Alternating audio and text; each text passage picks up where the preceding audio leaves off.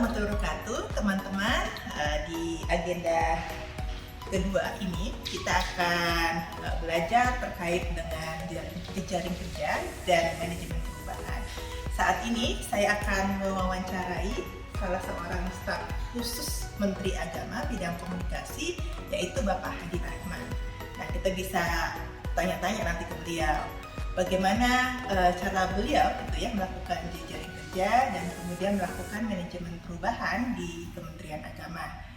Ya, itu teman-teman, kita temui beliau. Nah, ayo Pak Hadi, silakan duduk. Gimana kabarnya Pak Hadi? Alhamdulillah.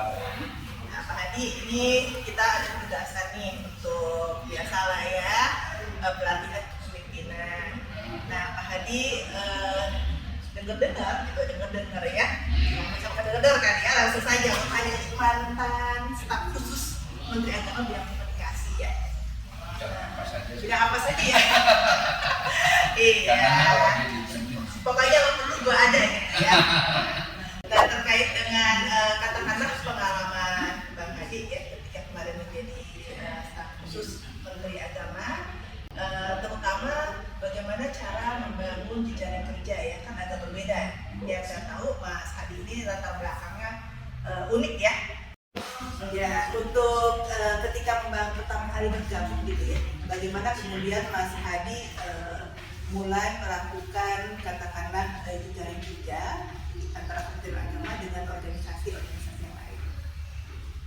Ya, yang pertama ketika saya masuk kita tentu menempatkan empati ya, pertama empati itu bahwa pada saat kita masuk terus terang kondisi Kementerian Agama pada saat itu turun banget setelah ada kasus sebelumnya, kemudian mengalami demoralisasi, kemudian terjadi demotivasi dan sebagainya, itu sampai orang mengaku sebagai pegawai Kementerian Agama pun malu.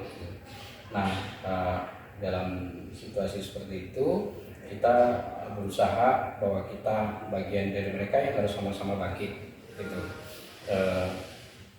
Dengan cara itu maka kita bisa mendapatkan involvement, artinya kita bergabung bersama mereka untuk membantu mereka mengembalikan kepercayaan diri, mengembalikan motivasi, dan kemudian meningkatkan kinerja. Itu sih yang pertama. Jadi intinya itu di empati gitu. Jadi kita tidak datang seolah-olah kita mau ngapain terus kita berkuasa, enggak. Nah, kita justru menempatkan ini, dan itu saya mulainya dari bawah ya, artinya apa yang dirasakan oleh orang-orang yang terbawa, staf, kemudian sampai pada orang kantin sekalipun, orang satpam, sampai baru naik ke atas. Jadi bukan dari atas ke bawah gitu. Nah, yang kedua kita lakukan semacam need assessment gitu. Jadi problem-problemnya itu apa saja sih, kemudian kebutuhan mereka itu apa, kemudian mereka punya motivasi apa supaya ini kinerjanya meningkat gitu. Nah, di saat itu tentu yang bisa dilakukan dalam data assessment, saya kira di ilmu manajemen biasa gitu ya, dengan pola-pola biasa seperti itu. Tapi yang paling penting di situ ketika kita melakukan data assessment itu adalah kita punya kemampuan untuk mendengar. Itu yang perlu ditekankan. Jadi kita mendengar dari siapa saja, dari berbagai sisi, dan tanpa perlu menggurui mereka, kita sama-sama belajar dengan mereka gitu ya. Sehingga dengan itu kita mencoba untuk mencari cara untuk mencari solusi apa yang dibutuhkan oleh mereka, apa yang mereka inginkan, itu bisa dilakukan. Itu kemudian kita keluar dari itu lalu kita formulasikan. Nah, ketika memformulasikan itu juga yang paling penting adalah data. Jadi mereka dilibatkan, jadi seolah semua orang itu memang bergerak bersama gitu. Jadi ketika misalnya waktu itu reformasi birokrasi misalnya C kan, jadi gimana caranya naik gitu. Oh, kita temukan faktor-faktornya apa sih, faktor pengungkitnya apa, faktor penghambatnya apa. Nah, begitu ketemu gapnya di mana, lalu kita formulasikan bersama. Oke, kita bareng-bareng deh gitu. Nah, Berarti nggak ada resistensi ya, karena pendekatannya tadi kita langsung empati ya, empati ke teman-teman ya. Ya, alhamdulillah sih tidak ada resistensi, dan itu mungkin barangkali anomali ya. Kalau menurut mereka ya, karena sebelumnya itu orang ketika masuk dengan gaya berkuasa sehingga yang dipandang itu adalah kekuasaannya gitu kan. Sehingga pada saat mereka selesai atau tidak berkuasa ya, kemudian ya tanggapan orang itu berbeda. Nah, saya kebetulan alhamdulillah merasakan sesuatu yang berbeda dibanding sebelumnya, sehingga terbukti setelah saya tidak di Kementerian Agama pun orang masih sangat ini sering berhubungan, silaturahmi, masih bahkan ketika saya kebanjiran, dan itu jauh setelah saya datang di Kementerian Agama, itu yang bersih ya teman-teman Kementerian Agama gitu. Padahal saya juga nggak minta kayak ini, tapi itu adalah ketika kita memberikan respect kepada mereka, kita melibatkan mereka, kemudian kita istilahnya involve dengan mereka, ya mereka menganggap kita adalah bagian dari mereka. Itu yang kedua. Yang ketiga itu kita bekerja dengan nilai. Bekerja dengan nilai maksudnya bahwa kita punya integritas, kita punya kemampuan, potensi, dan kita punya knowledge atau pengetahuan. Dan dengan itu kemudian kita mencoba untuk memberikan pengaruh kepada teman-teman bahwa sebuah pekerjaan itu ada standar-standar tertentu yang perlu dicapai. Kemudian dalam mencapai standar itu tidak hanya yang sifatnya tangible, tapi ada hal-hal yang intangible. Di sisi lain, kerja itu tidak semata-mata satu sisi, tapi ada hal lain, soal sosial, kemudian ada value, ada moral, dan sebagainya. Dan dengan itulah kemudian dari need assessment tadi, kemudian kita merumuskan bahwa kita menetapkan semacam budaya kerja, dan terumuskan yang namanya 5 nilai budaya kerja yang kemudian diadopsi oleh teman-teman lain-lain gitu. Ada integritas, kemudian ada tanggung jawab, ada keteladanan, profesionalisme gitu. Nah, nilai budaya kerja itu tidak sekedar kita sosialisasikan, diseminasikan, tetapi betul-betul kita ejawantahkan gitu. Dan supaya pengejawantahannya itu berhasil, maka pimpinan ataupun mereka yang diasosiasikan sebagai pimpinan itu harus benar-benar menjadi teladan, artinya memiliki 5 nilai itu gitu. Jadi sampai pada hal yang terkecil lah, misalnya soal integritas, ya kalau memang misalnya ya kalau ada honor lebih, ya harus kita kembalikan kelebihannya gitu. Dan dengan cara seperti itu orang kemudian menjadi mengerti bahwa standar moral kita itu begitu, sehingga orang kalau mau berbuat yang tidak baik ya mikir-mikir juga, wah anak pimpinan kayak gini, kita memberikan contoh yang teladan. Ya contohnya seperti itu.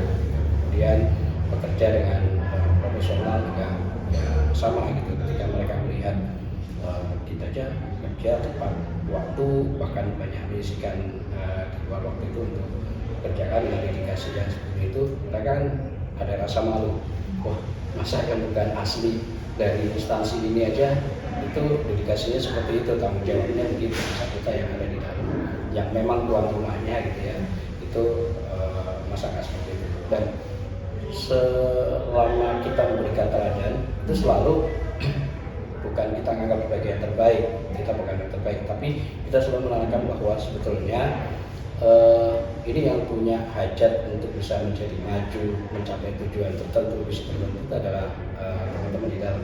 Kalau kami itu ya hanya mentoring aja lah gitu. Kalau saya selalu menempatkan diri ya, saya itu cuma connect lah gitu sebetulnya. Jadi ketika tujuannya sampai, kalian yang menikmati, sehingga ketika kita ingin melakukan ya misalnya ya ketika tadi reformasi birokrasi, itu mereka tahu bahwa ketika terjadi reformasi birokrasi itu yang akan menikmati adalah mereka.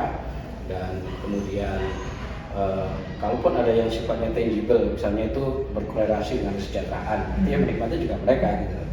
Karena kan itu nggak mungkin bisa dikerjakan dalam bulan, tapi lebih dari 1 tahun misalnya, yang ketika tujuan itu tercapai mungkin kita udah nggak bertugas di situ lagi gitu.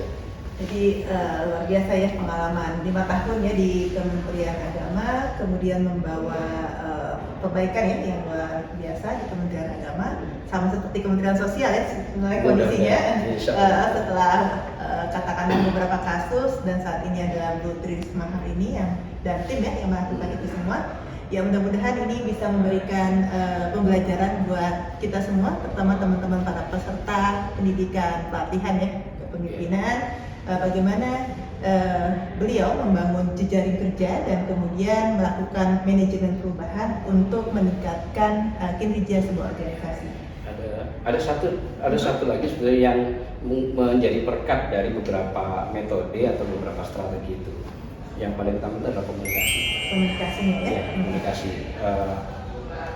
Di umumnya orang ketika melakukan sebuah perubahan itu kan menjadikan komunikasi itu pakai istilahnya teorinya itu communication is goals gitu, sehingga yang dicapai pun umumnya jangka pendek gitu. Communication is goals itu ya misalnya ya pada akhirnya menjadi turunnya sekedar menjadi instruksi, menjadi panduan atau menjadi apa ya kalau media ya semacam rilis gitu aja. Nah tapi kalau kami waktu itu menggunakan teorinya bukan itu. Kita menggunakan modelnya adalah ini communication as management function. Jadi menjadikan komunikasi itu sebagai fungsi manajemen, sehingga programnya apapun mau bikin kegiatan apapun, sepanjang itu bisa dikomunikasikan dengan baik, insya Allah hasilnya akan baik. Dan ketika kita menempatkan komunikasi dalam fungsi manajemen, itu artinya apa? Itu wilayahnya menjadi luas sekali gitu, bukan sekedar sifatnya kegiatan-kegiatan komunikasi pendek, tapi lebih pada strategi yang lebih luas, yang dengan pandangan helikopter view gitu ya, yang sampai meliputi pada risk mitigation misalnya gitu, sampai pada crisis management. Nah itu yang, dan kita dengan cara seperti itu, alhamdulillah waktu itu ya mengalami bisa melewati beberapa krisis dengan baik. Misalnya ketika haji terjadi tragedi Mina dan Crane, yang pada saat itu sorotan perang ini, dan pada saat itu kan mulai genit-genitnya medsos ya. Jadi kita bisa berhasil melewati dengan itu tadi manajemen krisis itu. Kemudian ada peristiwa 212 misalnya itu yang impactnya besar sekali, kita bisa melewati itu dengan baik gitu sih. Ya luar biasa ya, nggak perlu kesimpulan teman-teman. Terima kasih Pak Hadi telah meluangkan waktu untuk kami wawancarai ya. Semoga selalu diberikan nikmat sehat ya. Assalamualaikum warahmatullahi wabarakatuh.